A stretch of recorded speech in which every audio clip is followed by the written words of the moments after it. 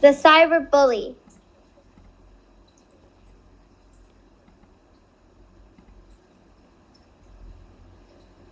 It all started a few weeks ago when Erin's mom finally caved and bought Erin her first cell phone. Erin had been begging for one for months, ever since her friends started getting phones and joining Pix Post. The photo sharing app was all anyone at school could talk about. Did you see the selfie Olivia posted this weekend? One girl shouted across the locker room. Dion's parents took him to Florida for spring break, and the pics were amazing, exclaimed another girl at lunch. Now, at long last, Erin had a phone too. It was sleek and shiny and fit perfectly in her pocket. The first thing Erin did was download Pix Post. Erin followed her friend's account and started taking pictures for her own. It didn't matter what the subject was. Her bowl of cereal, say, with colorful flakes floating in a sea of milk, or the enormous full moon, or her cats asleep on the porch. One night, she stayed up late snapping dozens of selfies until she found one she liked. No matter what Erin posted, likes and comments from her friends reliably rolled in. Then that weekend, Erin brought her phone to a dance competition. Then that weekend, Erin brought her new phone to a dance competition. At rehearsal, phones had to be switched off, but not here. As dancers leaped across the stage, Erin took picture after picture. This was what she really wanted to highlight on Pix Post. After all, Erin had been Irish step dancing since she was 5 years old. Every weekend and most afternoons she was at dance, learning new steps and preparing for competition. It had always felt impossible to share what Irish dancing was. Actually, like with her friend from school, but now, thanks to Pix Post, Erin could show them everything. That night, Erin posted photos and videos from the That night, Erin posted photos and videos from the competition. Fancy footwork, colorful costumes, beautiful music. Her beloved world of Irish dancing came to life on screen. The last photo she shared was of herself wearing curly-haired wig. Didn't win today, but still proud of how well I danced, she wrote in the caption. Then Erin plugged her phone into the charger and went to bed. The next morning, everything was different. The first comment came during breakfast. LOL, why even share if you didn't win? It said. It was from Kate, who sometimes helped Erin with math homework. That's weird, Erin muttered. She felt a little twinge of surprise but pushed it away. Whatever. She had to get ready for school. Later on the bus, Erin's phone buzzed again. It was Gina. She and Erin weren't close, but they had known each other since kindergarten. It seemed she agreed with Kate. Ha ha, for real, right? She wrote. Then, just a few minutes later, from Olivia, a girl Erin hardly knew at all. NVM winning. What's up with her hair? As her phone buzzed and buzzed, Erin sank lower and lower into a seat. Her face flushed. What was going on? Why would her classmate write these things?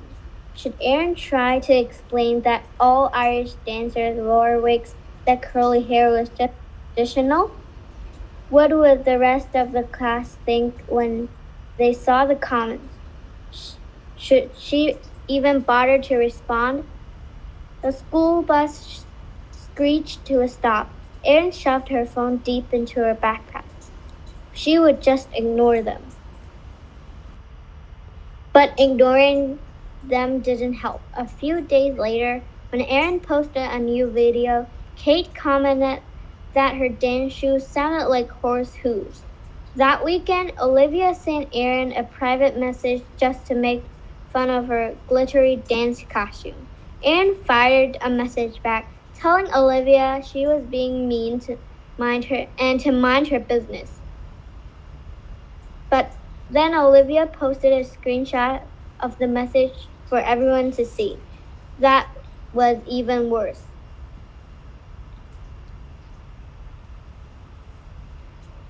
Even when Erin went back to posting pictures of her cat, her bike, her breakfast, anything but dance, the mean girls kept going.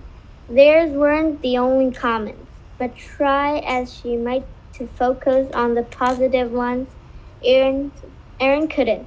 She was having trouble paying attention at school. One afternoon, she and Gina were paired as lab partners. Gina smiled at Erin and chattered away the whole class period. How could she act so nice and then say such nasty things online? Erin hurt and anger felt like a weight in her chest. Erin checked her Pix post several times a day. Sometimes a few days would pass without a peep. Then, just as the weight started to lift, it all started back again. In just a couple weeks, Erin's new phone has transformed into a nightmare. Finally, Erin decided to block them all. Hey, Erin, why can't I find you on Pixpost anymore? Kate asked in math class. She made it sound like a perfectly innocent question. Why do you think? Erin snapped. Kate just shrugged. But after school, she texted Erin. The same old meanies arrived in a new form. You really blocked me? You're such a baby.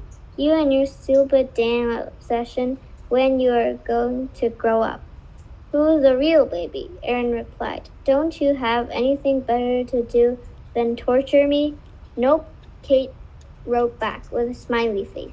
The same smiley face she used when texting about math homework. Erin turned her phone off, buried her face in her pillow, and screamed. That night at dinner, Erin announced that she wanted to quit dance. Her mom dropped her fork in surprise. I'll never be good enough to go pro anyway, Erin said. So why bother? Her big brother, Aiden, looked confused. You're amazing dancers, he said. Besides, you love dancing. Why would you want to quit? Erin just shrugged. Why don't you sleep on it, honey? Erin's dad suggested. We can talk about it this weekend. On the bus next morning, Aiden tapped on Erin's shoulder. Slide over, he said. Erin's heart sank, but she slid over. Look, I've seen the comments on that app, Aiden said. You think those girls are your friends, but they're not. If they were, they wouldn't tear you down for doing something you love. But what am I supposed to do? Erin asked. Find some better friends, Aiden shrugged. Maybe someone who likes the same stuff you do, and get off that Pix Post app. They can't bully you on it. Those girls will probably get bored pretty fast.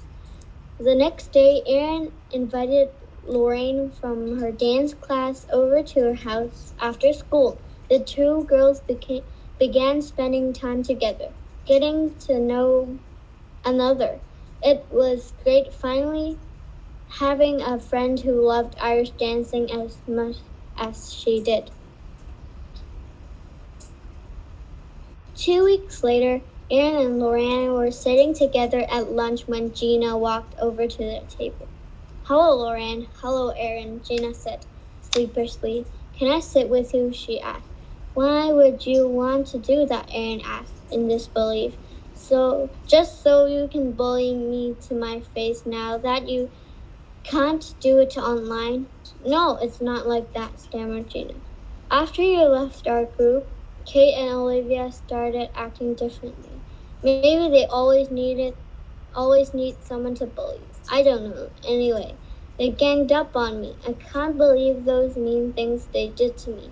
I know I made those horrible comments on your Pix post page, but I see how that was wrong. I'm really sorry. Can you forgive me? Erin hesitated a moment, then sighed.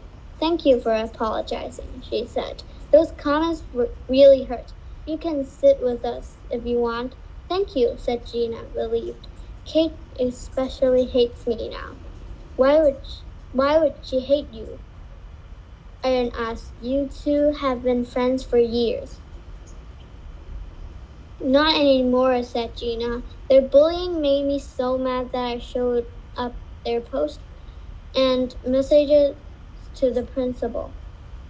She called all three of us and our parents into her office.